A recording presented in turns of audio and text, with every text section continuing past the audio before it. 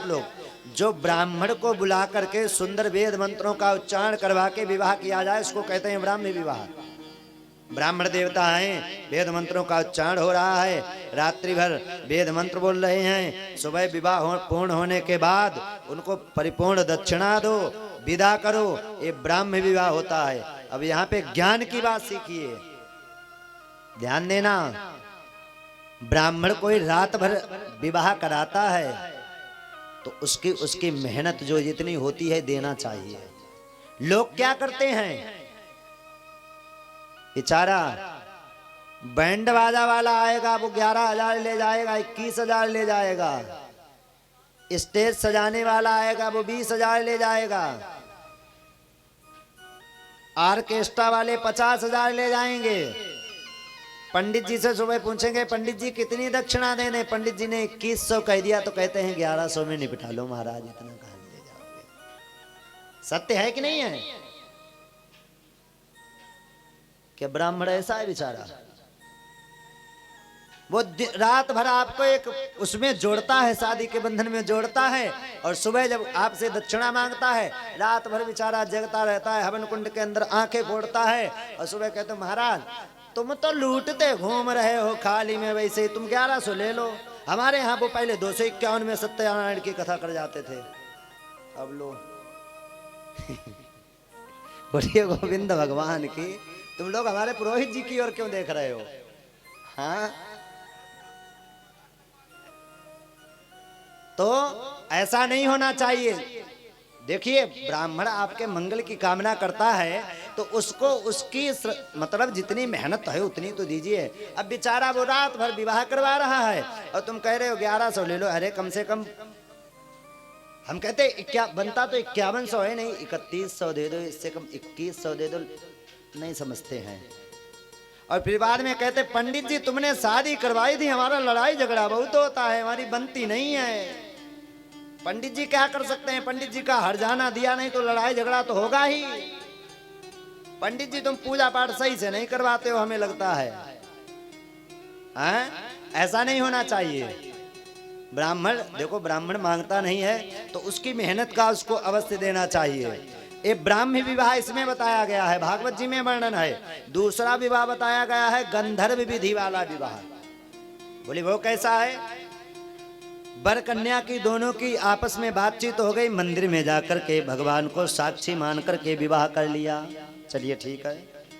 बोले राक्षसेन विधानेना, राक्षस विधि जिसमें वर तैयार है, कन्या तैयार है, लेकिन कन्या के घर वाले तैयार नहीं है, जबरदस्ती विवाह किया जाए।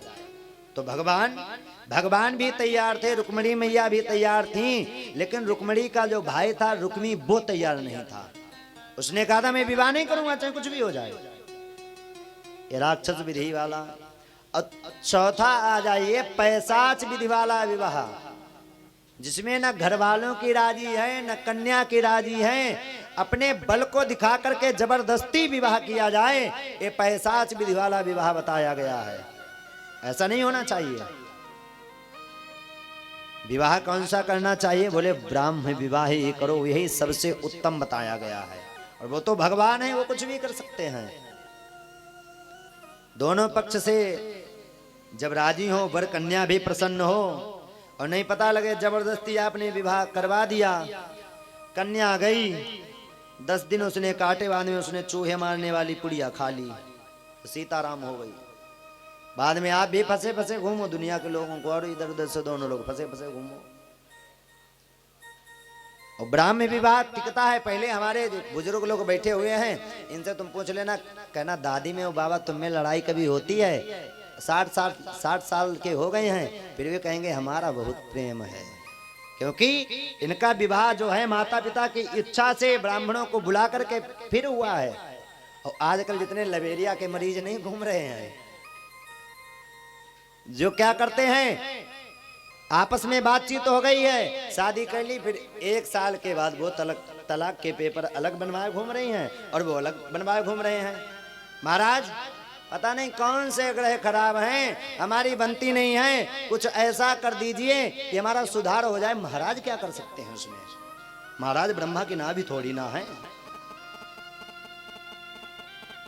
वो तो तुम्हारी खुद गलती है। माता पिता को दुखी करके यदि विवाह कर लो तो क्या सुखी रहोगे?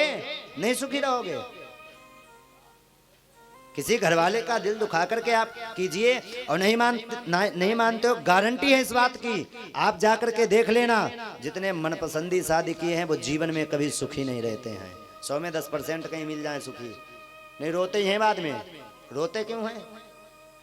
प्रेम हो गया, इधर से फोन हो गया, उधर से फोन हो गया, रात भर प्रेम वाली बातें पहले कर लेते हैं शादी के पहले, और बाद में कौन सी बचती है?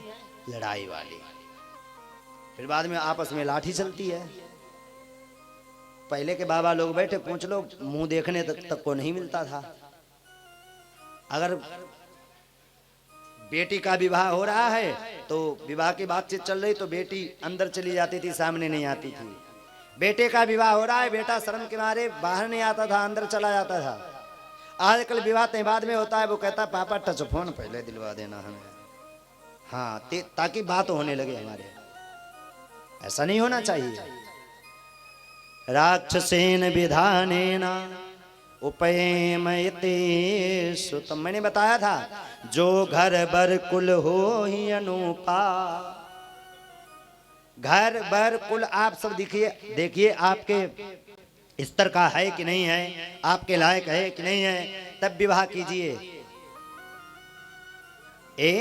जब मैया पार्वती का विवाह भोलेनाथ से होने जा रहा था तब ये चौपाई कही गई है, जो घर बर कुल हो ही अनुपा। सब कुछ देखना चाहिए। सब आप बुजुर्ग लोग जानते होंगे, कुल को देखा जाता है, आप कितने उच्च स्तर पे हैं, आप कितने उच्च स्तर पे हैं, उसी हिसाब से की जाती है। लेकिन आजकल ये नहीं चलता है, यही कलयुग है। कलयुग की उम्र है 4,32,000, जिसमें से व्यतीत हुई है 5,120 के करीब। पहला चरण है अभी तो बालक है कलयुग, जवान भी नहीं हुआ है।